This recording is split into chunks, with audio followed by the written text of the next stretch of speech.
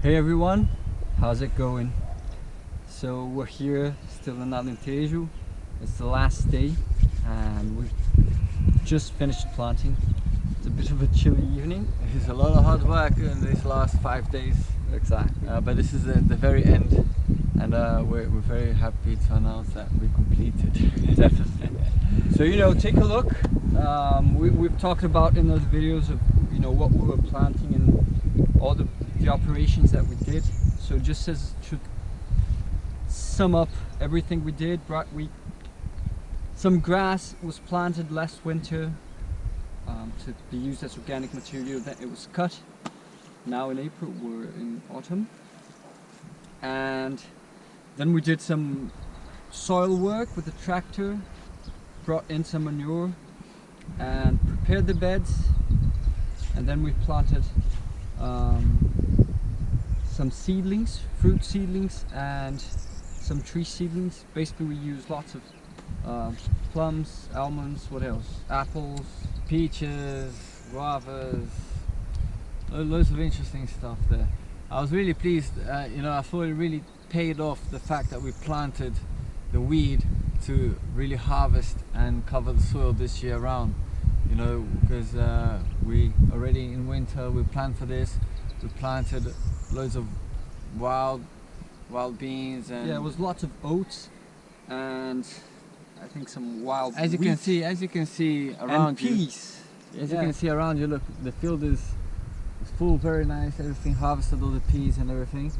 And we've cut this square and it was so much material, so there's one interesting message there. It paid off to plant your green coverage. Yeah, definitely. So if you want to take a look here, we've got the structures and we've already talked about it in other videos, but basically the structures are for physalis, grapevines and goji berry. So physalis, since it's a crop that's only going to be harvested for a couple of years, goes in every one of these structures. So physalis goes with goji berry and it goes with grapevine, because grapevine is alternated with goji berry, but then all of them have physalis with them, because then physalis is going to be for a couple of years and then grapevines and goji berry for the rest of the time. And then we've got lots and lots of prickly pears, you can see, or some people call it a punche fig, but basically it's this cactus, and it's a really important plant here because this is a very dry region. It's a semi-arid region, and this plant's going to grow with or without rain, with or without heat, and it's going to be photosynthesizing throughout the whole year, and that just brings life to the soil. So we planted this at a spacing of 1.5 between rows and 0.5 between plants, so that's really dense.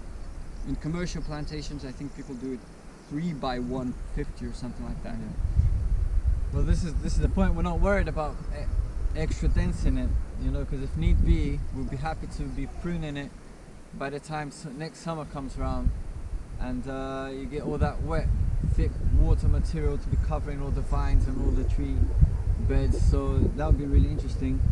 Yeah, and once it's grown, it serves as a perfect structure for peas and beans to climb. So, Tomatoes. this bed will be used for future crops. Next year, now we have corn and quinoa, sesame and millet planted in these beds in between the structures for the vines. In consortium with the prickly peas. Exactly, prickly pears. Ah. So once we harvest these, when winter comes, we might want to grow some peas here, and then we've got the prickly pear as a structure for it, because it's already going to have, a couple of more leaves, and so it's just great. I think for semi-arid, arid, and even subhumid regions, it's an essential plant to have in your systems. We've gone ahead and took on the task of integrating vines, for wine in our agroforestry system here.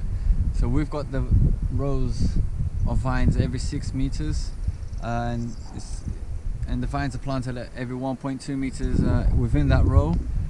It's quite dense for a lot of cultures, but we've seen here people densing it up to 80 the vines. We're sure it's gonna work. Basically, we've brought the fencing up to 2 meters high, so the vines have got the highest fencing there. So it's just really, we're hoping to produce the vines, you know, just right at the top there, as almost as an emergent plant within that gap of the tree rows. Obviously, we've got some tomatoes with the tomatoes and physalis to back up those vines. Make sure we cover that soil and that tree in that vine row there. Definitely. We've also got we've planted 4 types of vines in the 600 meter square. So we've got 3 30-meter vine rows, and it with 3 different castra varieties. One of them being Shiraz, not local, but it's just one of my favorites. Really flavorous. Other 2 local Portuguese robust varieties, also from Aragonese, from the region here. We're in Alentejo. Then we've got some wild vines at the edges there, just, you know, really getting that wind and seeing how that develops as well. Yeah, that's pretty much it. So I hope you enjoyed this Alentejo series. We'll sure, you know, bring you pictures and videos. I'm sure our friends here are going to record some videos from time to time, and we're going to be able to share them with you.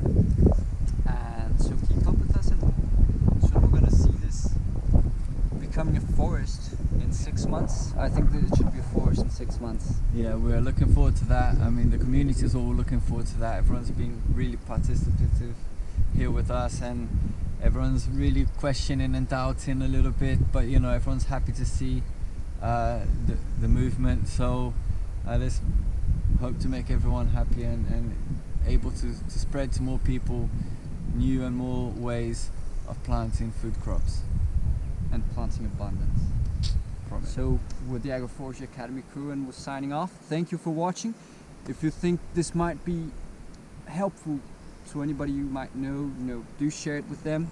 If you haven't subscribed yet, do so. Click on the link below and you'll receive emails with news and whatever we're publishing at the moment. You're going to be first to know. Yeah. So make sure you do that.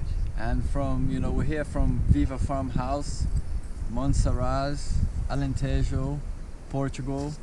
Keep in touch with us. April 2019, we'll let you know as it progresses. So this is the Agroforestry Academy crew signing out. Ching ching.